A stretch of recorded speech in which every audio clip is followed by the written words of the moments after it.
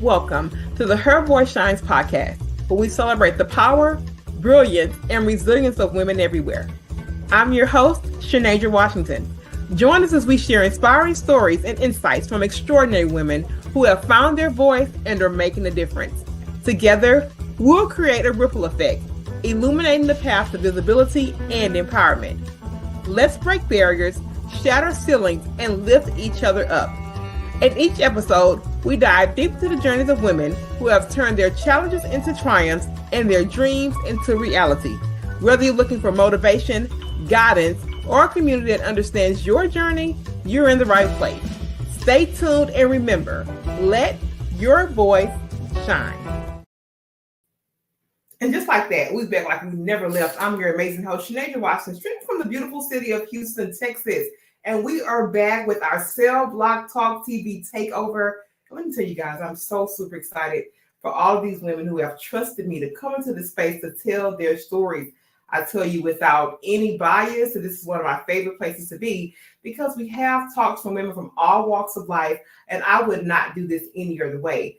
But Cellblock Talk TV plays a special place in my heart because in talking about this project, about women who have been incarcerated and are coming out of the system and finding ways to rebuild themselves, it actually gives me chills because when you think about some of the barriers that you face and you hear someone else's story, you start to realize that everything is not so personal and that many people are fighting things that you probably have never imagined.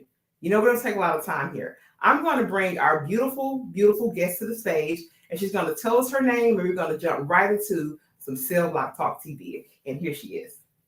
Thank you so much for having me. Hello, my name is Lovely Unique. That is my birth given name, and I give thanks and honor to God and my mother for being so creative. Hey, I am in Phoenix, Arizona. That is where I reside. I've been here for a little over 15 years. I'm originally from Southern California. And yes, thank you so much for having me. It's a pleasure to be here. And Lovely, I want to thank you too for being here. You look absolutely beautiful, by the way. And I know that you said that you're in Phoenix, Arizona. Is that where you're originally from? And tell us how you kind of came to the Phoenix area. If not, just give us a little bit about where you're from and just that matriculation of getting to Phoenix. Yes, so I am born and raised in Southern California, Inland Empire, which is in between like Palm Springs and LA. I graduated high school there and moved to Arizona. And you know what? My mother moved here, so I followed her. And then my immediate siblings moved as well. So, you know, family first. I definitely wanted to, follow the pack. And so here I am in the desert. In the desert, a place I've never been, but definitely hope to get out there with you guys pretty soon. So, Lovely, let me just say this. You are not the face of incarceration. And I know you probably hear that a lot, you know.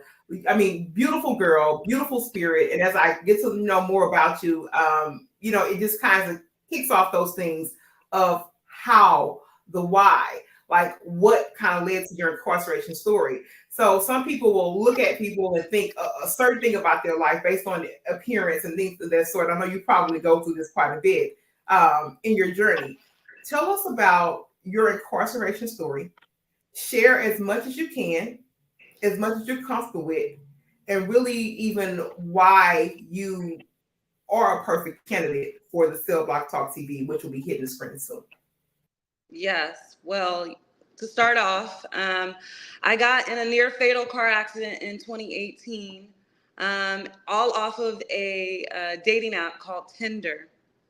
And this guy reached out to me. He's like, hey, yeah, I'm gonna pick you up. Picks me up. I leave my daughter at the babysitter's house. He picks me up from there. I had no intentions of driving my car, so I allowed him to pick me up, which was the biggest mistake of my life because I ended up in a fatal car accident and woke up in the hospital, not knowing what happened, and I had to regather everything. And found out that my car flipped over. I fell asleep at the road a mile away from my home, about 5 o'clock in the morning, and I had put my daughter in the car unconscious. I did not know. I was not in my right mind. Long story short, it was a date rape drug, Rohypnol, that he put in my drink. And I was feeling groggy. I was feeling like sweaty. I didn't know what was going on with me, but I blacked out. The only thing I remember is that I was in that car accident, and it was a nightmare. Thank God, my daughter didn't break any bones, although she was ejected from the car and thrown out of the car 10 feet. She didn't break any bones. She was only in the hospital for 2 days. I didn't even know where she was.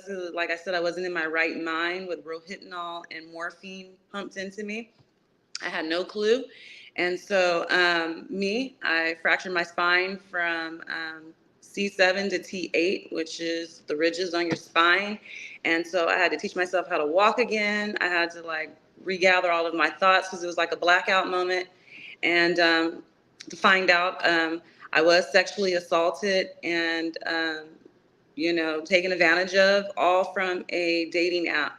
I ended up spending 1 year in county jail, but I fought for 4.5 years before I signed my plea. I just wanted peace. I was, 35 and a half years old when it happened to me, and I just wanted to find peace, and I couldn't find any peace because in the state of Arizona, we're in a red state at that time. Um, it's real deeper than that, but we're in a red state at that time, and they wanted to prosecute someone, and the way that the cookie crumbled was I ended up getting prosecuted for 12 months in county jail with no 2-for-1s. I worked there. I worked in jail for free, right? I didn't get any credit for my work, and it was just something that, was not something I was used to. I felt like I was in chaos all the time, and just kept God first to keep me strong. And then I said, you know what, God, what can I do while I'm incarcerated to, be of service to you and not be like a victim, but actually overcome and be an advocate and be able to share my story one day. So um, long story short, a year in jail. I had an ankle monitor on for a whole year, probation for 3.5 years. I just got released from probation, actually, July of this year, thank God. And the sad thing about it is, though, now is I have a background. I have a felony 2, aggravated assault with a deadly weapon is what I was charged. So having that on your record, it doesn't matter if you have a pretty face, a pretty personality, God-fearing. The system has me as a felony 2, which is close to what, capital murder, felony 1, right? So in the eyes of others, when they check my background, it's like I'm a criminal. And so I've been out of county jail now. I was released. Well, let me start over. I actually was incarcerated in June of 2020 when I voluntarily turned myself in, right? And then after that, I spent that year, and the year I finally got released, was on probation, and got released April 29th of 2022. And that's where I met Miss Atrium Ames, which I thank God for her, because I actually was incarcerated with her, and I had no clue that she had this vision. And so for this vision to be in alignment with, wanting to be an advocate, wanting to share with individuals to be careful out there, because there's sex trafficking, there's, sexual abuse, there's domestic violence. And I'm a conqueror of domestic violence and sexual abuse. So I'm just grateful to be here. Wow. What a story, Emily. And I told you this the very first time I encountered you. What a story that needs to be heard. What's very special about this show is that I get to give roses, to give them more abundantly. So today you have to accept my roses live on the show. I have to give those to you and honor you in this space and honor you for your courage to be here, and even saying yes to the call of Cellblock Talk TV, because it takes a certain level of vulnerability to do what you're doing. So I don't want you to wake up that what you've done already is in vain. That's the first part of this. And the second part of this, of course, I know that you will get all that you're aligned to get should you keep walking this clean path. Does that make sense? Every time I share my story, I get nervous sometimes when I share my story, because I had my daughter in the car and I wasn't being irresponsible. I had no idea or no clue that that was going to happen to me suddenly and unexpectedly. And that's where I feel the guilt, but I've asked God to forgive me, and I have forgiven myself, but now telling the story, sometimes it will bring emotions, um, that triggers me, and it's done a lot of damage to just like my family, and the way people look at me, even though I've overcome it, is still like, oh, you got in a car accident and your daughter got ejected from the car, So sometimes when I'm telling my story, it's just I gotta slow down sometimes because I there's a lot more details, and that's why I'm excited that Cellblock Talk TV is giving me this platform to be able to share it. I love it. And that's what made me so energized. It was like one of those projects you get that just energizes you, because I know that women like you deserve a voice. Because once the label is slapped on, people can't see beyond that label. Now, one of the things that Cell Block Talk TV highlights and will address is basically that reintegration into society post incarceration. I want you to walk us through some of those challenges that you're having. We've talked about this briefly a little bit yesterday, is getting back out into the world and starting to really navigate again as lovely. What are some of those key challenges that you faced with the integration? One of it is it broke my family up. At that time, it'll get deeper. My story will get deeper once I share the full story. But I was married, and I ended up getting in a divorce. And as I was in this divorce, I got in that car accident.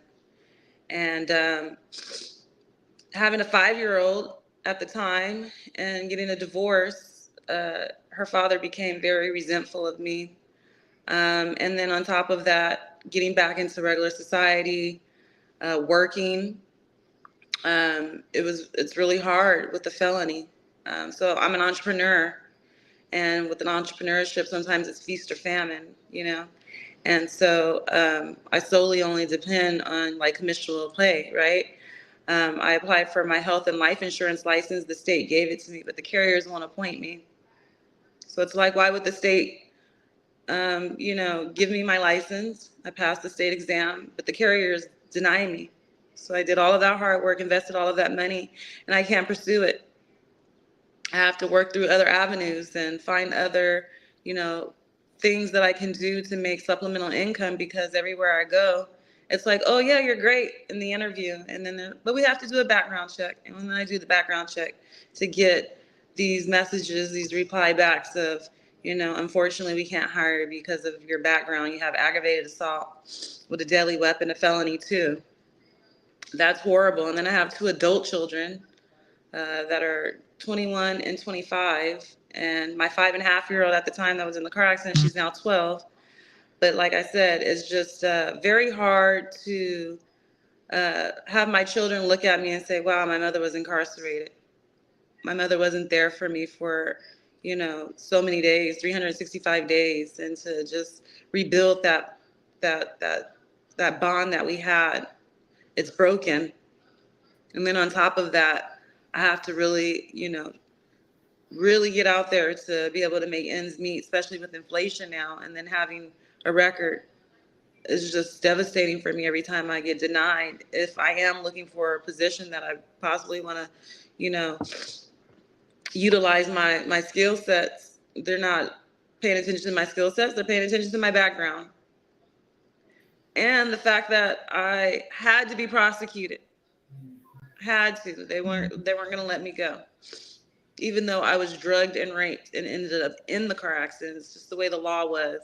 They didn't care that I had rohypnol in my system, which is a date rape drug. What they cared about is because I had alcohol in my system. And so having alcohol with the date rape drug, they just wanted to automatically charge me. And they didn't even charge me with a DUI. Charged me aggravated assault with a deadly weapon. My car was the deadly weapon. So it's just broken up my family. It's really hard, like I said, for me to get any type of corporate or any type of W-2 employment. I have to remain a 1099. Yeah. Well, let me just say this about the past, and I know that it hurts, and we can't rewrite that, right? There's lots of things that happens in all kinds of people's past that we just can't rewrite. That's why this part of your life, it will be the transformation, right? You have to make the best of this. And whatever Lovely is going to set her mind to do, whatever she's going to do to make the best use of her space between now and to the end is the focus. Because sometimes when we reflect too hard on those harder parts, shoulda, coulda, woulda, it's not going this way. It takes away the energy that we're supposed to be using to propel the ship further and faster, if that makes sense. So I agree. I agree. Go ahead. I agree, and I constantly just have, scriptures in my mind that I meditated on, like no weapons formed against me shall prosper. And, you go through the fire, and although you go through the fire, gold goes through fire as well. And once it goes through the fire, it's pure and it's refined. So I just thank God that even though being incarcerated, I met amazing women. I wouldn't even be on this platform had I not been incarcerated. So just not second guessing myself and just, saying, you know what, this is God's plan. However his plan is, I'm in total alignment and agreement.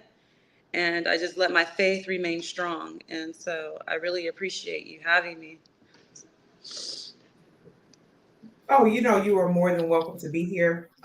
This platform truly exists. And I would have not done this any other way, Lovely. Please believe me. Because when I tell you, when I created this platform, it will be for her voice, not her voice with a degree, not her voice without a stain, not her voice with any of that. So it is truly my honor to have you come and tell your story transparently. I don't take it lightly. I am not looking at you as a woman with the past. I am looking at you as a woman that's using her voice to propel the future forward. I want women to just be smarter, like in this world, because we live in a world with wolves with sheep clothing, and they come, in disguise, and for any man or even any woman to take advantage of another human being and devastate their life, and then for me to actually, and then have consequences, I'm thankful that I survived, but a lot of women don't. A lot of women are still entrapped in sex trafficking, against their own free will. A lot of women didn't make it out alive.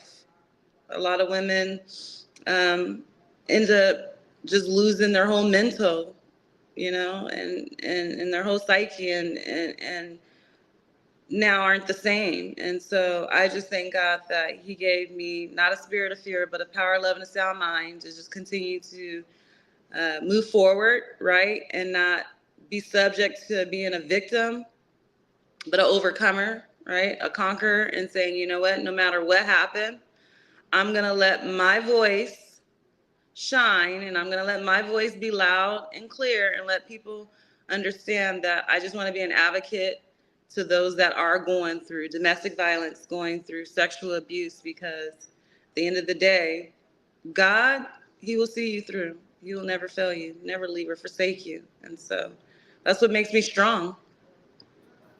Absolutely. And we've talked about, the piece of you coming in, to reintegrate, this other piece of you trying to mend some broken pieces, really, with your family, with your children, and really trying to do, that's a lot of different levels, if you will, of reintegration. It's not just finding a job or getting a house. I got a whole, I'm trying to repair relationships. I'm trying to figure out what relationships actually mean.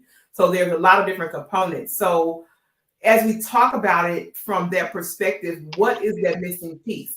So if you would say, if someone was to ask you, what's missing from women for women that are in your shoes, that have to come back out here and figure it out after being slapped the label on, I look that completely different. Ultimately, if you can name maybe a top one or two, maybe even three things, what are those missing pieces? If you could go back and somebody were saying, Lovely's walking out of the prison today, and she doesn't know what she's going to face with housing and this and that, what would you have needed or asked for in terms of support? Because these are the conversations that matter to propel change. What are some of those things you think are the missing pieces? I think some of the missing pieces is once before you even get out of jail, they definitely should be helping you get rehabilitated even before you get out of jail, because not everyone is fortunate to be able to be strong and say, I'm going to be, I'm going to work for myself. I'm going to be an entrepreneur. So they don't even know where to start. Making sure definitely that they understand that person's mental, because mental awareness it's real. And so to make sure that they have something put in place, whether it's counseling, whether it's a big sister, someone who's already been incarcerated, maybe can, assist this person. But hey, they don't want felons with felons, right? They try to keep you separated. So how can you be built up when you're an outcast? I just think they need more programs in play, allow women that have been through the system, allow women that have been through um, incarceration and survived it, allow them to be able to help other women as well and be able to strengthen them, give them the resources, give them things that they need to actually, instead of just telling them it's going to be okay and then leaving them on their own. You leave them on their own to fail versus giving them resources. And I feel like they lack resources, the right resources. It's just not probation, intense probation, ankle monitors to keep tabs on you. But what about healing what's in the healing part, right? They completely bypass your healing stage and just automatically want you to be subject to more rules while you're free. You still feel like you're incarcerated because you have to look over your shoulder. You can't hang out with this person. You can't go to this place. You always need to report and check in. There's fees associated with it. Why is there so many fees? What if that person can't get a job? What if that person can't pay those fees? Then what? They get violated and they go back. So just having proper things in place for these women, besides just saying, oh, you're on probation, you need to check in and actually care, right? Someone that actually cares is not a job. It's actually something that they're passionate about, of helping people and serving others to make the community stronger. Absolutely, because there definitely has to be a better bridge. Because there's people that are just oddballs right there for whatever reason. They are recurrent criminals, excuse me, for whatever reason. That's that population. But for the greater good, the systems are not in place for these people to come out and not have to go back again. And speaking to a variety of people who have been in and out of the system or whatever, to be honest, not bad people. Have had generally good conversations with, have generally found them to have great hearts. But the systems for them to be able to succeed and say, I have the right amount of resources, I know where to go, in most cases, I hear that they don't have them. So when I heard about the platform, Cellblock Talk TV, I said, this is different. These are the conversations and the faces that we need to see to move closer to better change, strategize change from the people who actually lived it. Let me ask you this, Lovely. Have you forgiven? Let me ask you this. Have you forgiven yourself? That's question number one. And what has this experience taught you about justice and forgiveness? Not only for you, but for others. Because an experience like this definitely changes the way that you see the world. I want to ask you about your forgiveness for yourself and the overall experience of how you view justice and forgiveness, even for others. I can honestly say that as of 2024, right after being released in 2022, getting in my car accident in 2018, surviving that,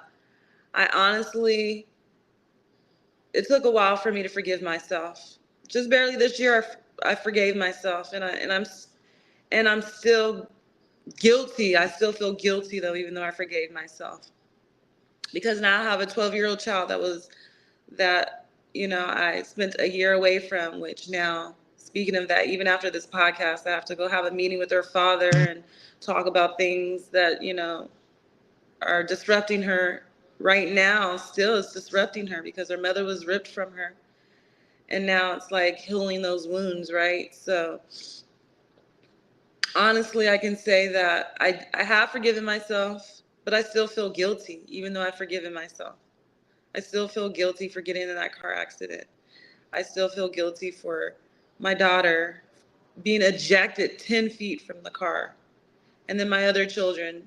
All that time is not replaceable. You can't refund time back. Once it's gone, it's gone. So no, I'm gonna say the forgiving part, yes. The guilt part, I still feel guilty. I'll probably feel guilty for the rest of my life, and that's why I'm using this platform as well, to be able to share my story to other women that may feel guilty as well. Like, I've done my time already. I've been out for 2 years, but I still feel really guilty. I do. Sorry. I get in tears, when I talk Mm-mm. about this. And then, I told you, you don't have to do that. You live an expression that you have to have at this time. This is literally what this platform is about. Okay. And you're going to continuously work through this. You might tell the story 10 minutes after this and still have the same reaction. You may not have no reaction the next time. You work through it and you keep telling it from a pure place, and it'll get better. You tell it from a pure place and keep knowing that this story will reach and impact somebody else that may not get in the car with the man and put their daughter in there. That is the path that you have to connect to and go with while you're telling it. Because there are women who are using dating apps, who are probably using poor judgment, that need to hear his lovely story to prevent another story like Lovely's. So keep telling it. You'll get your feet under you. You just keep telling it. That's just how it goes. Day by day, tell it. Right? Now, I'm sorry. Prior to me getting and actually turning myself in when I signed my plea, I did try to share my story like on a YouTube channel, but like it was just too devastating for me to even go back and like share more. I shared a few videos because I did want to, get it out there and let women know, hey, watch your drink, because you could turn around and someone can just like toss anything in your drink. So watch your drink and watch, like you said, have good discernment. Use better judgment. Yeah. Now, Lovely, I want you to look directly in the camera and I want you to tell a message that you would give to someone who is judging you solely based on your past. This is your opportunity to look in that camera and you tell them specifically from a pure place a message. They're looking at Lovely and all they can see is Lovely's past. What would you say? I am a mother. I am a daughter. I am a sister. And that has not changed. My identity has not changed. I am still Lovely Unique Mitchell. That's who I am. And I just want people to be able to really not judge someone by what they hear or by their past, because forgiveness, right, is what God wants us all to do. Forgiveness and love. And I just really want people to know that I am just real, and I do have emotions, I do have feelings, and I do think about everything that has transpired. And I spent a lot of time with God during those times. I'm a God-fearing woman, and I definitely just exude love to those. And so I just want to receive the same, no matter what happened, no matter how you hear my story. Oh, she shouldn't have been in a car with a man. She shouldn't even did that. Like, shoulda, coulda, woulda, like, it's a lesson learned. And I just thank God, because God says old things have passed, new things in Christ Jesus. So I'm a new creature, and I know who I am. So without my faith, without God, I'm nothing. So I am a God-fearing woman, and I am a woman that definitely still strives or thrives to be, inspiration and advocate to other women with open arms, and not saying, okay, because you went to jail or because this happened to you, you're a bad person. So I just want everyone to just, before you even think or before you speak, you should think, because you could be hurting someone and you could really be triggering someone, because mental illness is real. And some people don't have faith. Some people don't have the resiliency, the tenacity to pick themselves back up again. So if you're one of those women that have been through trials and tribulations and have been through a similar situation like myself, just know that you're loved and know that God has the final say. He has the plans for you. I love it. And I stand with you and for you, lovely. Of course, I am rooting for all of your success and everything in you to be made whole. That is truly my word for you on today. But to all our listeners, viewers here in the Her Voice Shines podcast land, you should be cheering for lovely for her courage and really sending her flowers of love for even being here today to show a piece of vulnerability, really, and stand firm in her story. I'm incredibly proud of you. I am incredibly proud of you, incredibly proud of your journey, and Her Voice Shines podcast welcomes you here anytime. I also want to say that these lovely ladies are having an open casting call. You can actually upload your video to Facebook if you have been an incarcerated woman and you are doing the best of what you can outside of your sentence and bringing in positive vibes. We want to hear from you. This show will be hitting the screen soon. It's a full-on reality show. When you see the rest of these women and everything they've put in this for to try and make this a success, you're going to absolutely love it. Again, my name is Shanasia Washington. I will never leave this place, so I'll tell you that I love you. And incredible things happen, and you see here today. Incredible things happen when you let your voice shine. Until next time, we'll be back with another amazing woman on the Her Voice Shines podcast. Until then, we're out. Thank you.